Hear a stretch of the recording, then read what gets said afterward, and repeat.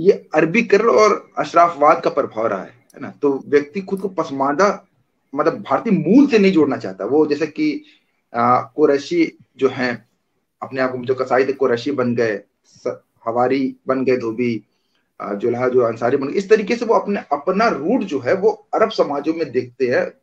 तो इससे फिर पसमानदा समाज की जो एकता या अपने जड़ों की ओर दोबारा देखने की बात है वो तो होती नहीं।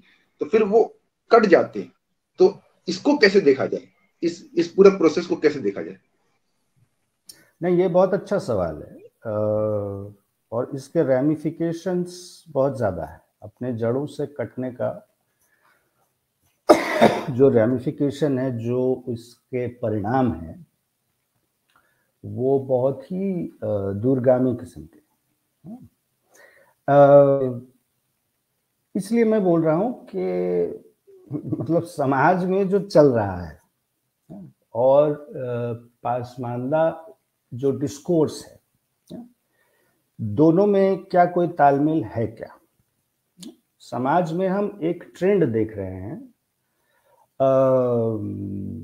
और इन दोनों चीज़ों को अलग अलग करनी पड़ेगी, अरबाइजेशन और अशरफाइजेशन। जो अशरफ वर्ल्ड व्यू है उसने अपने आप को कभी मतलब इस देश का माना होगा, I have no debate about that, लेकिन उसमें हमेशा एक प्राइड रहा है कि वो इस देश के बाहर से है ना। तो सर सैयद से लेकर के उनके पहले भी और उनके बाद, अभी कॉन्स्टिट्यूट असेंबली डिबेट में किसी ने हसरत मोहानी को बोल दिया कि भाई अब आप ये सब बातें छोड़ दीजिए, मतलब अब आप सब हिंदुस्तानी हैं। तो वो डिबेट में बोल रहे हैं कि नहीं भाई हम तो बाहर से आए हैं। हसरत Mohani is a communist leader. तो वो कॉन्शियसनेस हमेशा से है। इसीलिए जो अशराफ वर्ल्ड व्यू है वो सिर्फ कास्ट तक सीमित नहीं है, उसमें एक रेशियल कॉनोटेशन भी है बहुत सारा। उसको हमको एड्रेस करना पड़ेगा, क्योंकि फिर वो एक पृथकतावाद को जन्म देता है, एक सेपरेटिज्म को जन्म देता है। जोड़ते भी है। जैसे एक बात ये देखते हैं, हम लोग जो बात करते हैं तो कई बार अशरफ अली थानवी या कि अहमद रजा खान बरेलवी के खिलाफ बोलते हैं तो उनको लगता है कि हम दरअसल किसी और मसलक के हैं, इसलिए उनके मसलक को टारगेट कर रहे हैं। तो वो हमारे साथ जुड़ते भी नहीं इस वजह से। या कभी हम सैयदवाद के ऊपर बोलते हैं तो उनको लगता है सैयदवाद पे बोल रहा है इसलिए क्योंकि ये वहाबी है। वो पसमानदा डिस्कोर्स को लेके नहीं चलते। वो ये इनको लगता है कि पर्टिकुलर मसलक इसलिए इस मसलक पर ये हमला कर रहा है। तो इससे पार कैसे पाए या इसको कैसे देखते हैं आप?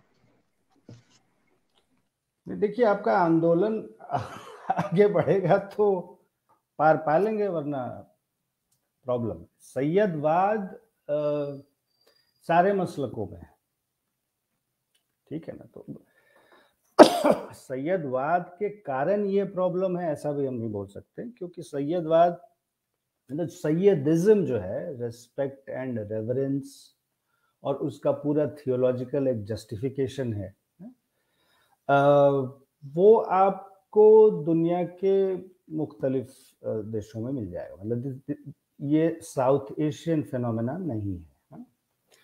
जहाँ तक मसलक की बात है,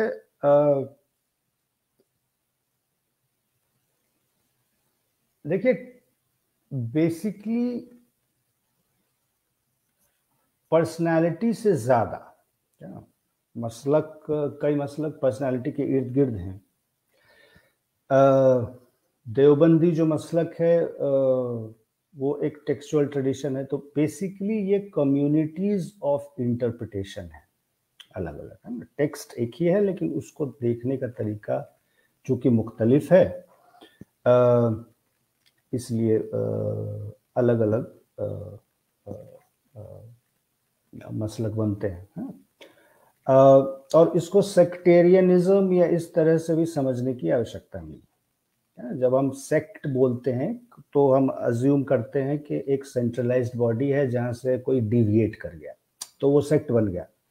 तो क्रिश्चियनिटी के लिए सेक्ट एक मीनिंगफुल टर्म है, कुछ चीजें वो बता सकता है। हमारे समाज में सेक्ट नहीं होते, हमारे समाज में मसालिक ही होते हैं, क्योंकि कोई सेंट्रलाइज्ड चर्च नहीं है, कोई पोप नहीं है ना, तो कहीं से डिविएशन का कोई सवाल पैदा नहीं होता।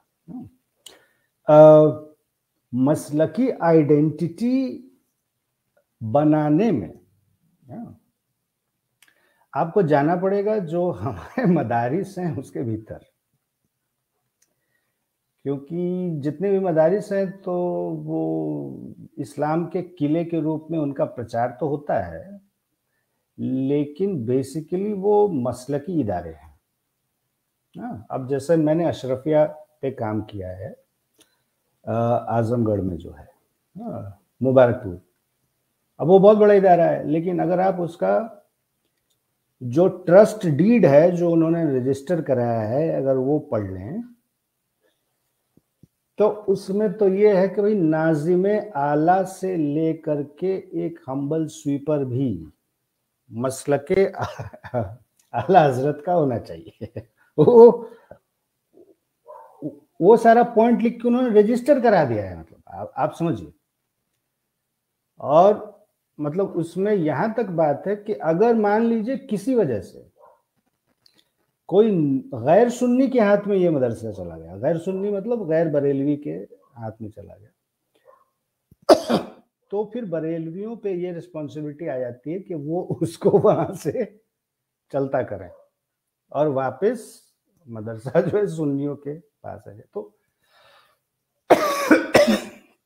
इतना ज्यादा है। तो मुस्लिम कॉन्शियसनेस के नाम पे बेसिकली मसलकी कॉन्शियसनेस है।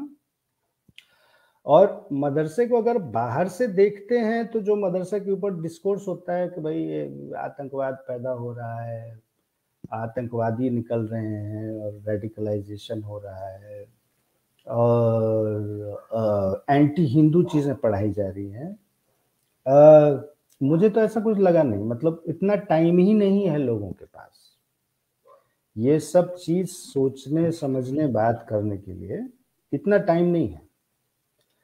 जो अदर है, जो दुश्मन है, वो मुसलमान ही है, लेकिन वो दूसरे मसलक का मुसलमान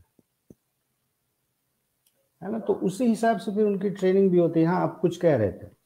जी, मैं ये कह रहा था कि मदरसों के ऊपर बात कर रहा हूँ कि वो उसके अंदर जैसे कि पसमादा ही पढ़ रहे हैं।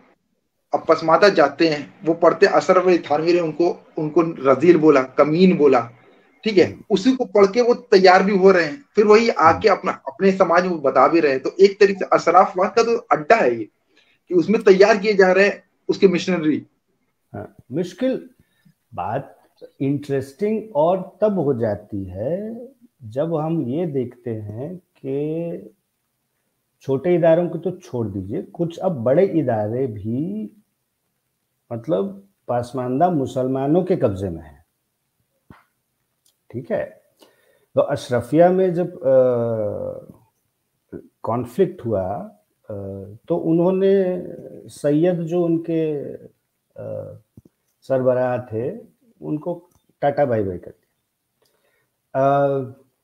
तो पूरा मैनेजमेंट, टीचर्स, ये सारे अंसारी लेड इनिशिएटिव है ना। ये सवाल मैंने आज से 20 साल पहले पासमानदा आंदोलन के बड़े लीडर थे, उनसे मैंने उठाया था कि आप इसको कैसे देखते हैं। तो उनका ये उत्तर था, आपके जवाब में मैं बता रहा हूँ, उनका ये उत्तर था कि वहां से भी हमारे एक्टिविस्ट निकलेंगे ज्यों ज्यों हमारा मूवमेंट आगे बढ़ेगा। ठीक है, अब 20 साल हो गए, मुझे कोई काउंटर नैरेटिव नहीं दिखता है इसके खिलाफ उस स्पेस में। ठीक है, यहाँ तक कि अहमद रजा खान ने अंसारियों के बारे में क्या क्या नहीं बोला।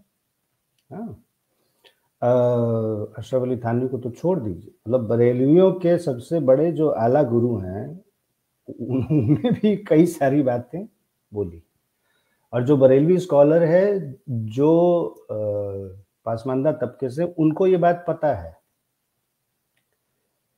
ना, लेकिन उस पे डिबेट नहीं है, उसका कोई क्रिटिक नहीं है ना। तो ये क्यों है अरशद भाई? इसलिए है ना कि वर्चस्व उनका है ना, कि वो बोल नहीं पाते, हेजेमनी है उनकी।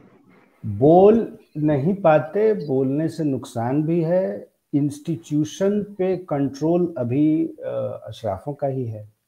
अरे आप मदरसा चला रहे हैं, आप मदरसे में टीचर हैं, लेकिन जो दूसरे बड़े बड़े इदारे हैं, पर्सनल लॉ बोर्ड है, देवबंद का एक अपना बॉडी है जो उनके मदरसों को मॉनिटर करता है,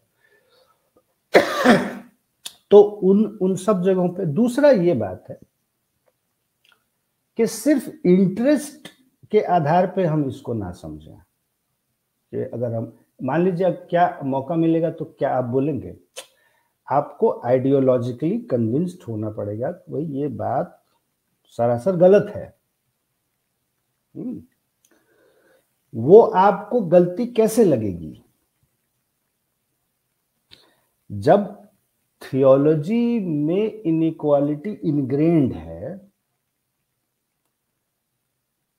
तो दूसरे के मतलब मान लीजिए जेंडर इक्वालिटी इनग्रेन्ड है इस्लामिक थियोलॉजी में, वही थियोलॉजी आप पढ़ रहे हैं, वो अगर आपको खराब गलत नहीं लगता, उस पर आप सवाल नहीं उठाते, तो कास्ट इनइक्वालिटी पे आप कैसे सवाल उठाएंगे? तो सिर्फ इंटरेस्ट की बात नहीं है, हमारे लोग भी उस पर्सपेक्टिव से कन्विंस्ड हैं। That is the larger problem. इसलिए मैं कह रहा हूं कि अशराफ को बदलने से हमारा प्रॉब्लम सॉल्व नहीं होने वाला, अशराफ के वर्ल्ड व्यू को बदलने से हमारा प्रॉब्लम सॉल्व होने वाला, और वो लंबी लड़ाई है। लेकिन प्रॉब्लम ये है कि वो लड़ाई कोई लड़ नहीं रहा। I am sorry to say that. अब जैसे आप देखिए